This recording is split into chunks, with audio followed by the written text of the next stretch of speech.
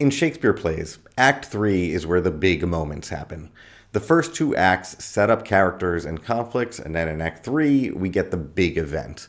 Act 3 is where Julius Caesar gets stabbed, when Romeo and Juliet get married, when Macbeth has Banquo murdered, and when Othello pledges allegiance to Iago. I think you get the point. So in The Tempest, we have 3 distinct sites of action, so we're going to get 3 big moments. Miranda and Ferdinand are going to betroth themselves to each other in this act. Stefano is going to commit himself to the murder plot against Prospero in this act, and a giant harpy is going to visit Alonso's party in this act. Each group is going to leave this act with work to do. Ferdinand must earn Prospero's trust. Stefano, Trinculo, and Caliban have to burn Prospero's books and take the island for themselves. And King Alonso's group have to reconcile their pasts and return to their proper selves. So we're going to focus on those different forms of work in this act and the role that work and labor generally play in this act. And if doing close readings of Shakespeare seems like it might be your kind of thing, please consider subscribing for more analysis of The Tempest and other Shakespeare plays. Let's get into it. Act 3 begins with Ferdinand working. As I've said before, and will continue to say, this play depends upon a series of doubles. Good and bad sons, good and bad servants, good and bad parents, and so on. But there are other, more subtle ways that this play doubles characters. The opening of this act has Ferdinand carrying wood, which is exactly the same as the opening of the previous scene where Caliban carried wood. Both characters, Ferdinand and Caliban, do the same labor for the same person, Prospero. And so we are forced to compare them in the way that they conceptualize the work that they're doing. Caliban begins Act 2, Scene 2 by cursing Prospero. He's pissed off and does his labor begrudgingly. Ferdinand, by contrast, opens this scene by articulating how he finds joy in the labor that he's doing. The mistress which I serve quickens what's dead and makes my labors pleasures. He views his labor as an opportunity to be closer to Miranda, and that makes the base task noble. Prospero subjugates Caliban, who works to avoid punishment, but Ferdinand subjugates himself to Prospero and labors so that he might see Miranda from time to time. Caliban works because of fear. Ferdinand works because of love. If he works, he gets to see Miranda. And obviously, we need to discuss that. Miranda continues to be conceptualized as an object of exchange. She has been positioned within this play as something Prospero can exchange for political power and as a reward to be viewed from Prospero's prison. And if we add Caliban to this equation, he views her as a vehicle through which the proletariat can merge with the bourgeoisie and populate the island with a fraternity of workers. She is a tool to be used by men for their pleasure and power fantasies. But then Miranda enters, and she disrupts all that objectification. She offers to freely do the labor on Ferdinand's behalf simply because she doesn't want to see him suffer. She reclaims her subjectivity by interrupting the assumptions everybody else in the play has about labor. Ariel works for freedom, Caliban works to avoid pinches, Ferdinand works for the pleasure of seeing Miranda, but Miranda offers to work in service to Ferdinand, to help him. She doesn't work for the reward, but rather in service to others. And this changes the way that Ferdinand conceptualizes his own labor. And labor is not the only thing Miranda disrupts in this play.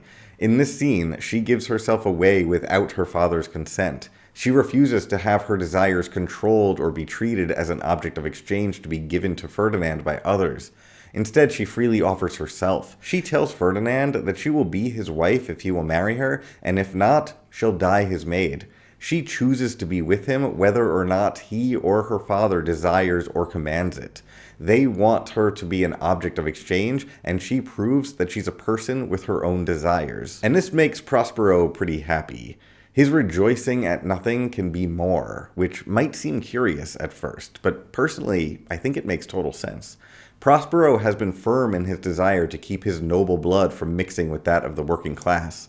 Miranda is an extension of himself. She is his legacy. He will not work for others, so she will not work for others. In this way, by disobeying him, Ferdinand and Miranda have removed themselves from subjugation. They do not listen to or work for a boss. They freely work in service to each other and listen to themselves. They act, ironically, exactly the way that he wants them to act. disobediently. Anyway, that brings us to scene 2, where Caliban, who has already freely given himself and his labor to Stefano, is notably offered the position of lieutenant rather than servant or slave. The three of them, Stefano, Caliban, and Trinculo, are all pretty drunk, and Caliban, who earlier pledged his allegiance on the bottle, starts treating Stefano like a lord. As a result, Stefano starts acting like a lord. Stefano is the king's butler, which, in the 17th century, means that he's in charge of the king's wine. He's firmly working class. But here, he freely gives away the wine and is treated as though he has power. Since his cohort at the moment values nothing more than wine, which he controls, he becomes the de facto ruler of this trio. As he accepts his position of leadership, he is placed in conflict with the other known leader of the island, Prospero. Caliban makes it clear that Stefano could become ruler of the entire island by defeating Prospero and taking Miranda for himself. To accomplish this, Caliban says that Stefano needs to destroy Prospero's books. The books are the source of his power. Remember first, possess his books, Caliban says, for without them he's but a sot as I am. Prospero came to the island with his magic, his technology, his civilization, whatever you want to call it. And that magic colonized the island.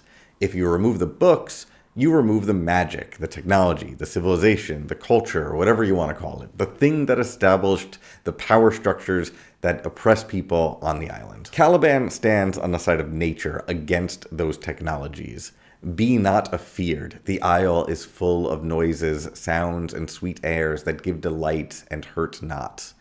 Caliban listens to the island, not to books. The books bring oppression. Nature brings resources. And then when we move on to scene 3, we'll see the struggles of Alonso. Alonso has forced his daughter to marry a Tunisian king.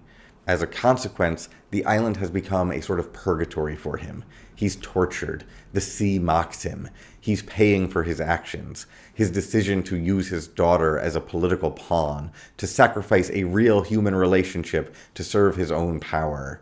He'll need to work off those sins on this island. Or at least that's the way that he's conceptualizing his imprisonment on the island. The actual reason that he's there is because he backed Prospero's brother in Milan, and now Prospero is fighting back. So he is paying for his sins, just not the ones that he thinks he is. And Prospero makes sure that Alonso is burdened with the purifying penance of emotional labor.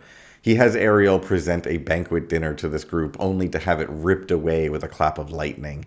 Ariel comes in to say very clearly that these three are three men of sin who have been belched up on the island because they did supplant good Prospero. In punishment, Alonso is shown a life of abundance, only to have it ripped away from him. This is obviously similar to how he helped rip that life away from Prospero. When made aware of his sins, he becomes responsible for doing the work of reconciliation, the work of penance. He needs to return to his moral self if he is to have his life and his son returned to him.